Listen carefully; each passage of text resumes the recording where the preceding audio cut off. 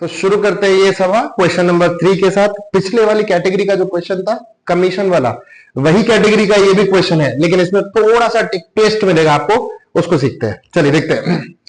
जिसमें Abhijit and Kunal are the partner sharing profit and losses in the ratio of in the proportion of 3:2:4। Manager is to be paid 10% commission on profit but after deduction of his such share. इससे after deduction से आपको पता चल जाता है, ये hook line है आपकी, आपको पता चल जाता है कि अपने को वो फॉर्मूला लगाना है जो मैंने लास्ट वाले क्वेश्चन में लगाया था। ठीक है। The share of profit is of Abhijit is 30,000। ओ क्या दिया हुआ है? प्रॉफिट नहीं दिया हुआ है, अभिजीत का प्रॉफिट दिया हुआ है, टोटल फर्म का प्रॉफिट नहीं दिया है। यहां पे जो नई चीज सीखने को मिलेगी ना, वो यही चीज सीखने को मिलेगी कि ये जो कमीशन हमने निकाला ना, कमीशन, अगर हमें नेट प्रॉफिट मिलता है तो कमीशन निकालने के लिए उसको rate divide by 100 and plus कर देंगे उसमें रेट। लेकिन अगर हमें किसी क्वेश्चन में डिविजिबल प्रॉफिट मिल जाए तो कमीशन आएगा सीधा divisible profit multiply by rate upon 100। ये चीज है, याद रखिएगा, ये चीज याद रखिएगा। पिछला जो क्वेश्चन था उसमें हमें नेट प्रॉफिट दिया हुआ था क्वेश्चन में, इसके लिए rate divide by 100 plus rate किया था। अगर डिविजिबल प्रॉफिट मिले आपको तो आपको सीधा सीधा परसेंटेज निकाल देना है। ठीक है। चलिए इस चीज को दिमाग में रखते हुए सम सॉल्व करने की कोशिश करते हैं, लेकिन शुरुआत में अटक जाएंगे। क्या अटक जाएंगे कि भाई इस क्वेश्चन में ना नेट प्रॉफिट दिया हुआ है ना ही डिविजिबल प्रॉफिट दिया हुआ है, तो आंसर कैसे निकालेंगे? जरा समझिएगा। आपके पास नेट प्रॉफिट होता है, थोड़ा नीचे और लिखते हैं।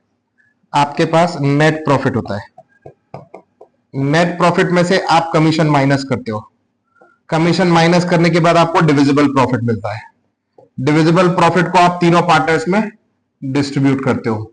हमारे पास 3 पार्टनर जो है वो है विस्मय, अभिजीत और कुणाल।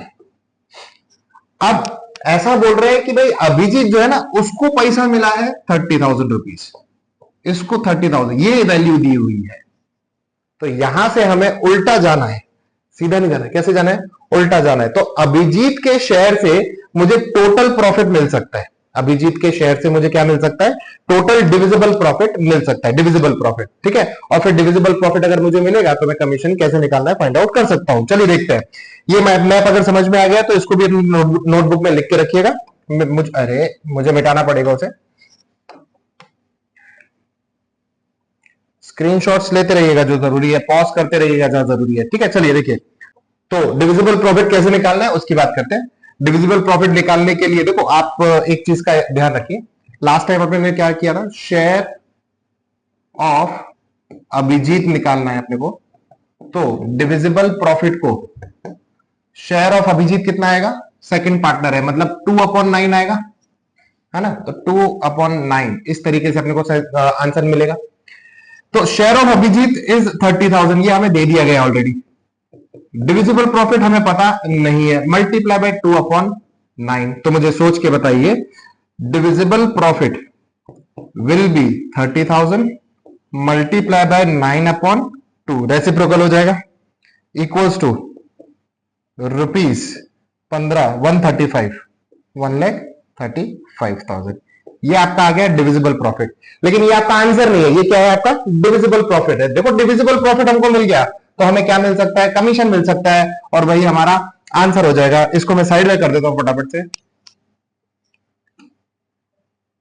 देखिए, commission of manager, commission of manager equals to divisible profit multiply by rate upon 100। ठीक है। Divisible profit is 1,35,000 multiply by rate कितना दिया हुआ है? 10%। 10% करोगे सीधा तो भी चलेगा, डिवाइड बाय 100 करोगे तो भी चलेगा, equals to rupees 13,500 and this is your answer. ठीक है। मैनेजर्स कमीशन वाले वैसे तो ये दो ही क्वेश्चंस दिए हुए हैं एक्सरसाइज में, लेकिन इलस्ट्रेशन नंबर 3 कुछ अलग है। एक बार ट्राई कीजिएगा, डाउट आता है तो मुझे डेफिनेटली बताइएगा, उसे भी मैं यहाँ पे सॉल्व करके आपको दे दूंगा। ठीक है, मिलते हैं अगली सभा में अगले क्वेश्चन के साथ।